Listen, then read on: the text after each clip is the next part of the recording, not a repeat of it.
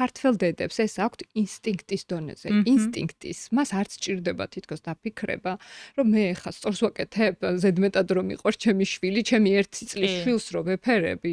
კი, აი აქ ზუსტად. კითხვის ნიშანი აღარ ისმის. ხო და მე მგონი რომ პრობლემა რეალურად საქართველოში იქნება თუ საფრანგეთში ერთი არის, რომ ხშირად ქალებს ბლოგერები იქნებიან ეს თუ პედიატრები თუ ექიმები ვასწავლით კუას რაღაცეებში, რაც მათთვის ძალიან ბუნებრივი არის. მაგალითად, ბავშვი რო ტირის, რომ ხელში უნდა აიყვანო და ჩაიხუტო და დაამშვიდო, ხო? ეს არის რაღაც ბიოლოგიური. გეუბნებიან, რომ ეს ინსტინქტი არ არსებობს.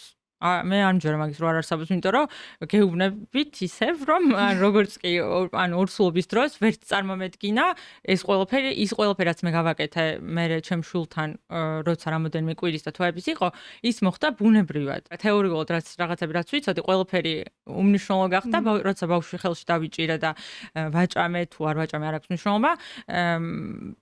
ბუნებრივად მოხდა ეს ყველაფერი. შენ რომ მყავს პედიატრი, ან რა ვიცი, ახლობლები, თუნდაც მშობლები წინათაობა ამ შემდეგ, გეუბნებიან რომ შენ არა 3 საათში ერთხელ უნდა აჭამო, ხელი არ მოკიდო, მანამდე არ აიყვანო, იქ უნდა იწვეს, ნუ მიაჩვევ ხელებს, ნუ პასუხობ მას ტირილს და ამ შემდეგ მე რაღაც ტვინი გებნევა რა და გონია რომ შენ აფუჭებ ბავშვს. ჩვილებზე ვლაპარაკობ, ჩვილი არ გაფუჭდება არანაირად ამის გამო. იმ ზედმეტი სიყვარულით არ გაფუჭდება არანაირად.